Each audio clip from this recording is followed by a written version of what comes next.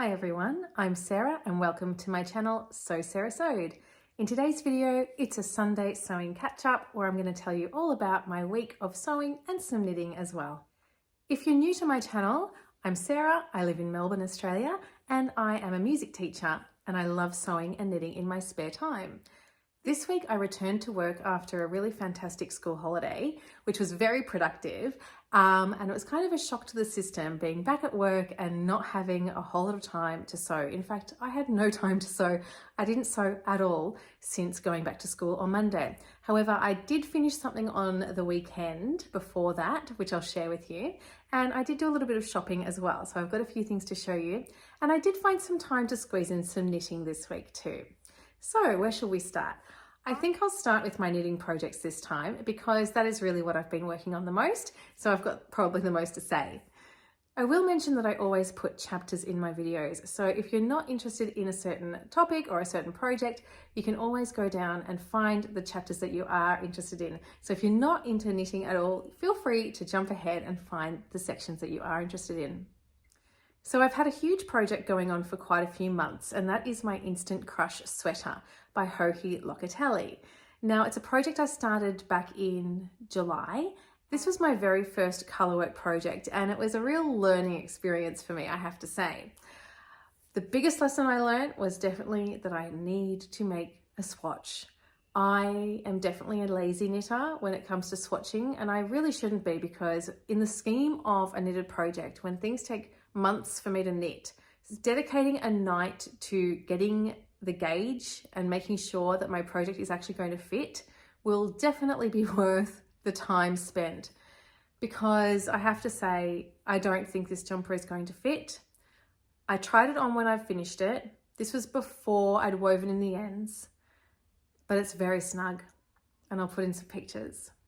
So you can see that the whole thing is just tight. The distance from the shoulder to the underarm is probably the most uncomfortable part. There just isn't that space that I would like to have. It's very tight. And then you can see the sleeves are really short. The whole thing's quite short.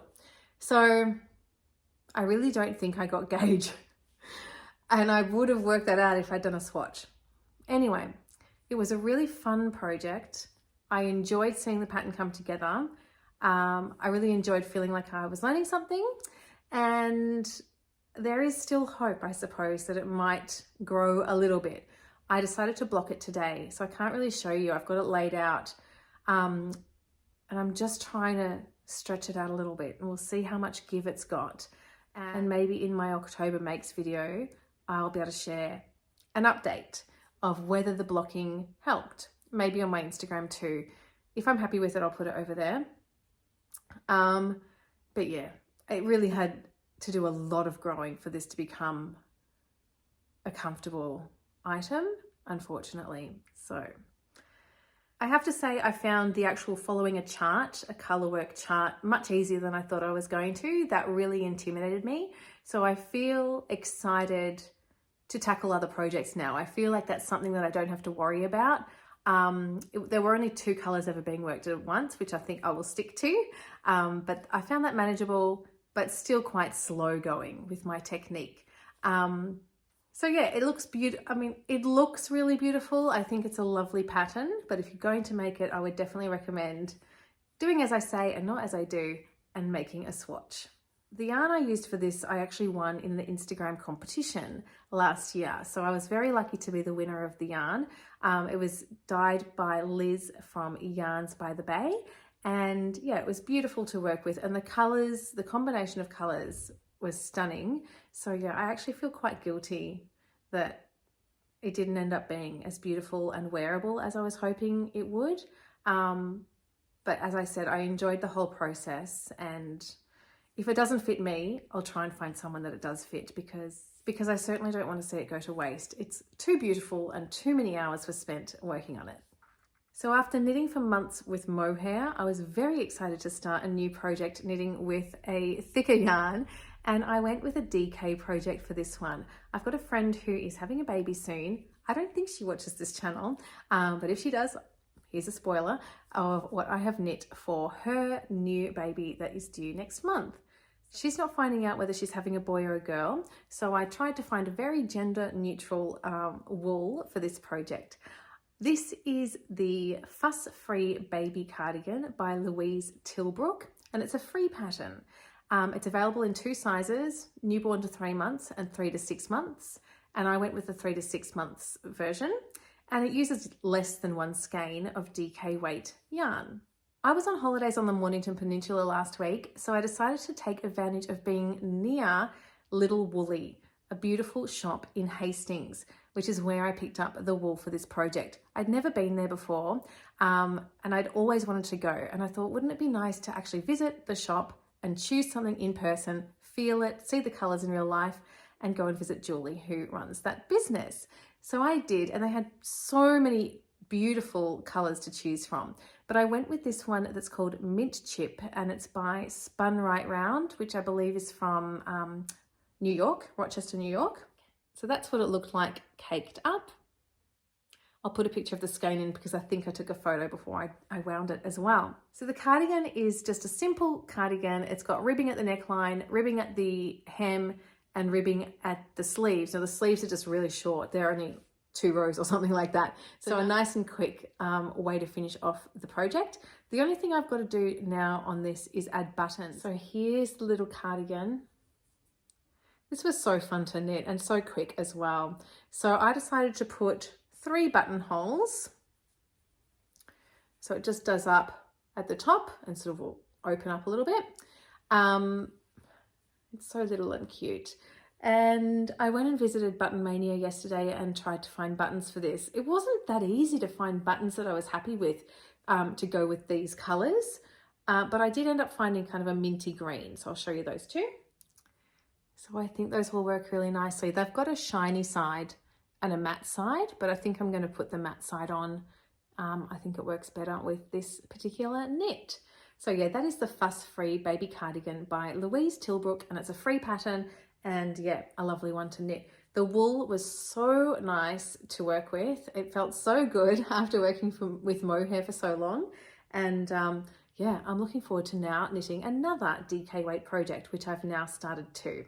If you've been following me for a while, you might know that I have participated in the Make 9 challenge on Instagram, which is basically just deciding at the start of the year on 9 things you'd like to make, and then hopefully that will guide you through your making throughout the year. I've done really well on mine this year. Luckily for me, I have continued to want to make all of my projects, and I've now made 7. So the Instant Crush sweater was number 7, and I've now cast on number 8. And that is the Whitmoor Cardigan by Amy Loudon. She's known on Instagram as And Other Knits. And this pattern, it's also available in a sweater version, but I decided to go with the cardigan. And so this cardigan has a beautiful lacework across the yoke and the sleeves, and then it has a couple of variations. So you can make a shorter length cardigan, which I'm going to make, or a longer one. And then with the sleeves, you can make regular sleeves, or you can make a balloon sort of style sleeve. And I'm going to make the balloon one, I think, at this stage. The wool I've chosen for this one is from Black Wattle yarn, and I think it is the most luxurious and beautiful yarn I've ever worked with. It is a combination of baby alpaca, silk, and cashmere, and it's on their honeysuckle base. They had a lot of colours to choose from, but not all in stock, so I needed to find one that they had 6 skeins of in stock for my size, and I chose a colour called Dark Winter. So that's the colour, and I think it'll work really nicely with black jeans, with blue jeans, over different clothes that I have too. So really excited about working with that. So I have cast on, as I said, and I'm working on the neckband at the moment. The interesting thing about this pattern is that you work the button band while you work the rest of the bodice.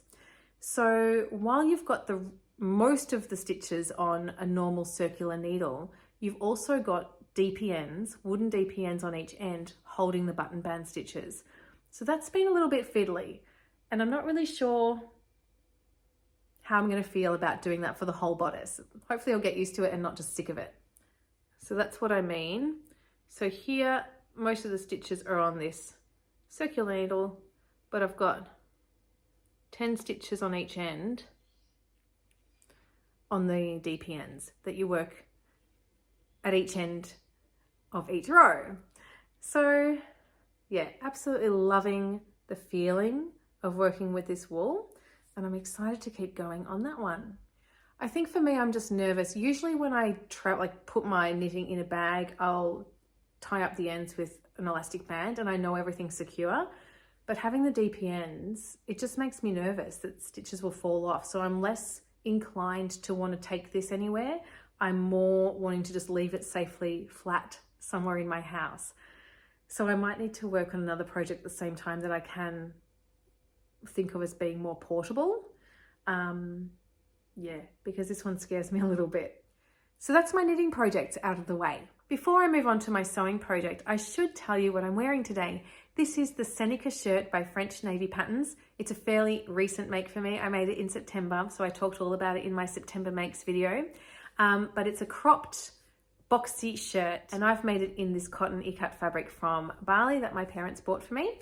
And yeah, it's a really fun make, and honestly, full disclosure, I actually didn't wear this all day today, but I was wearing the same t-shirt I was wearing in my video last week, and so I wanted to give you something else to look at. So here I am in my French Navy Seneca shirt. I'll put some pictures in as well of what this looks like front and back so you get a better idea. So my one sewing project that I finished before school returned this week was another Bestie Bag.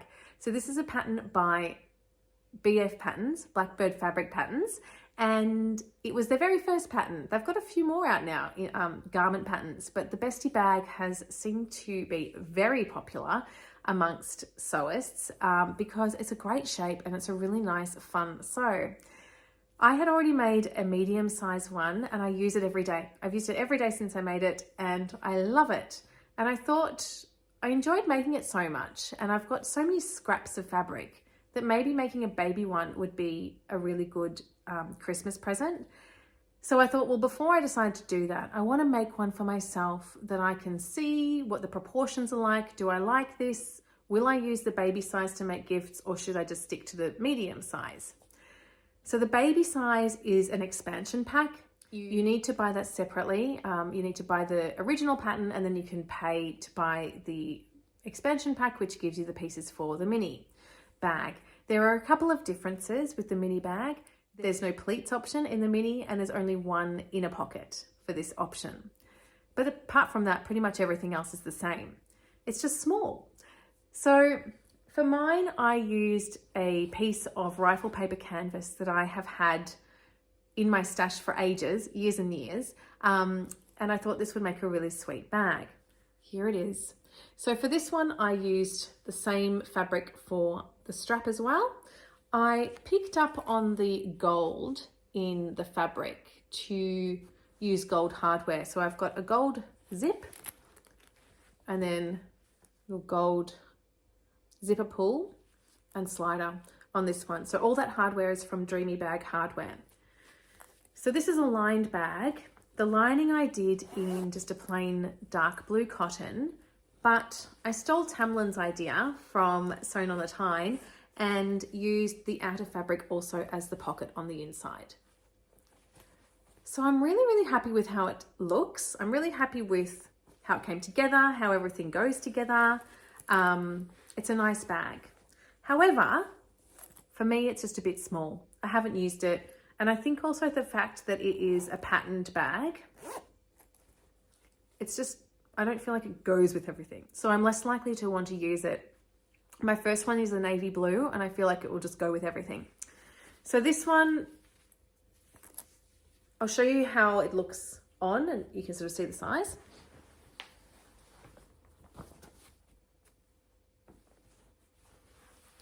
So that's with nothing in it. So it would fit a fair bit in it. In fact, I'll just use some balls of wool to show you how much it would fit. So these are 100 gram skeins of DK weight wool. I could fit 2 of them in there comfortably. So it's not a huge bag. It is the Baby Bestie. But yeah, it's a nice shape. It's a beautiful fabric, this rifle paper co fabric, but I just don't feel like I'd ever use it. And I also don't have anyone in mind that I feel like would either. So that is why I've decided that I'm going to give it to one of you, if there's one of you out there who would like it. So if you do think you would use this bag, or you know someone who would love this bag, just tell me in the comments that you would like to enter into my giveaway. It's open to anyone around the world. I'm happy to send this anywhere. So yeah, if you just tell me in the comments, somewhere in your comment, that you would love to be entered into that giveaway, I will include you on my list of names, and I'll do a random draw when I do my next video. So hopefully there's one of you out there who would be thrilled to have this bag. So now I'll show you some of the things that I have purchased over the last week, because there's been a few. The first one turned out to be not what I was expecting, and it was definitely my mistake. I just didn't read the information properly, and I jumped into it before really knowing what I was buying. This is a fabric from Darn Cheap Fabrics. They put it up on their Instagram that this fabric was back. It was 95% cotton, 5% elastane, and it's this beautiful Frida's Garden design on a black background. I thought that will be perfect. That will be perfect for making my sister and her children some matching t-shirts for Christmas. But when it arrived, it was not a knit. And in my head, for some reason, I thought, oh yeah, 95% cotton, 5% elastane. My head just went straight to, that'll be a cotton jersey. And it's not. It's a woven cotton, and it definitely won't make t-shirts. So I've got 2.5 meters of this fabric, and still thinking about plans. And I'm sorry, Jane, if you love it, but it won't be a Christmas present anymore. So that's the first thing I've bought. This beautiful design on this black background, but yeah, it's probably a mid-weight cotton, I'd say. And to be honest, I can't even feel the elastane. It's not very stretchy. So I think it'll work for patterns that don't really require stretch. And I'm not really sure yet what I'll make of that, but 2.5 meters, there's a potential I'll make a dress out of it. I'm just not quite sure yet. I'm going to Frocktails in less than 4 weeks, and I thought I had a plan. I was thinking I would make a shirt dress with a circle skirt, but then I just kept thinking, I think it's going to just be too much fabric, and will this actually fulfill that idea in my head of, oh, then I'll get more wear out of it?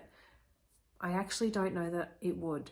So I'm now leaning towards just going and making a party dress that perhaps wouldn't get that much wear again, but I'd really enjoy wearing on the night. And maybe I'd wear it on a night out one night, or to a wedding, or something like that. So I've got a couple of ideas in mind. The first one is the Frolic Frock by Gracie Steele. There are 2 views for this pattern.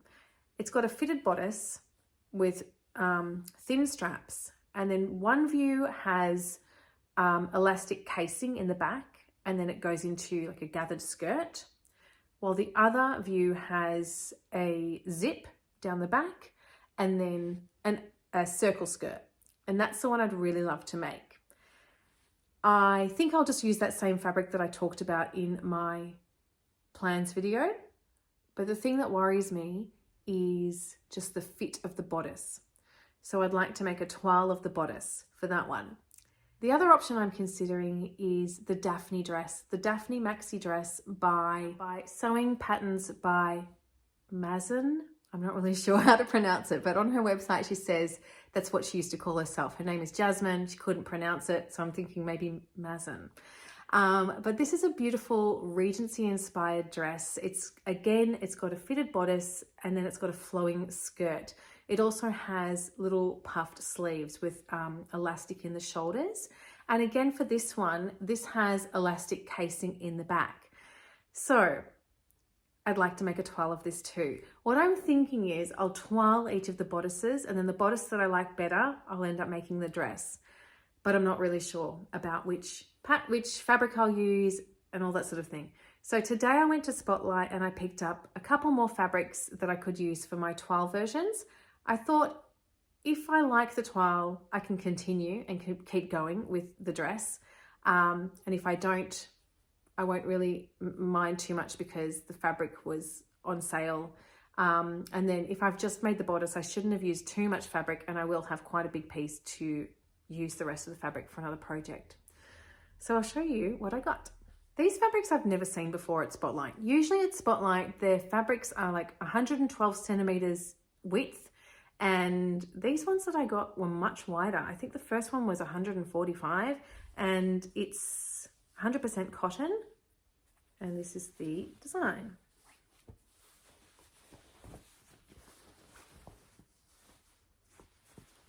So quite a fresh, bright green with all these beautiful flowers on it. And yeah, I think that this one I will make into the frolic frock bodice. It will be my frolic frock toile. And I got 3.5 meters of this one because it was only $8 a meter. I couldn't believe it. So yeah, a really, really beautiful fabric at a great price. The other one, I look at it now and I worry a little bit that it looks a bit too much like pajamas. But I think it's really beautiful. It's a beautiful check design. And again, this was on special. I can't remember how many dollars, maybe $11 a meter, something like that. And this one I think I'll make into the Daphne maxi dress bodice and see if I like that. And then potentially continue the toile of that one. So I've had the patterns printed. If you're in Australia and you're looking for pattern printing, I highly recommend, if you're doing a lot of printing and that's all you need done, my tip is go to Shelley at Plan Make Do. Her prices are the best. It's $3.50 per A0 sheet, and that's whether it's color or black and white. And then you pay, so I think it's $11 postage up to 10 sheets. So what I do is I wait till I've got patterns that will take me up to that 10 to make it, $46 altogether for my 10 sheets. So yeah, getting 10 sheets through Shelley at Plan Make Do, including shipping, cost me $46. Now for me to get the same number of A3 sheets printed at Officeworks, it would cost me $65. And that's assuming I got them all black and white. So definitely if you've got a lot of printing to do, it's absolutely worth your while going through Shelley because she's a professional, she's a sewist, she knows, she understands what we're looking for, and she's fantastic. There are other sewing businesses who are also offering printing now. I've used Kristen from the Dahlia Society to print me some patterns, which was fantastic as well. I used her printing service to add on to another order I had coming from her. So that was a really good use of my shipping cost there as well. So yeah, I recommend if you are not in a really big hurry, you don't need your printing today, then look into some of these small businesses offering printing because I guarantee you'll be happy with their service. And yeah, they understand what you're looking for. So Plan Make Do, Dahlia Society, My Design is also offering it now. There are probably more, which I'm sure some of you will let me know in the comments too. So there you go. I didn't do any sewing this week, did a lot of knitting and a bit of shopping. So I hope you've enjoyed today's video. Remember, if you do want my bestie bag, let me know in the comments. I hope you're having a lovely week and I'll look forward to seeing you in my next video. Bye-bye.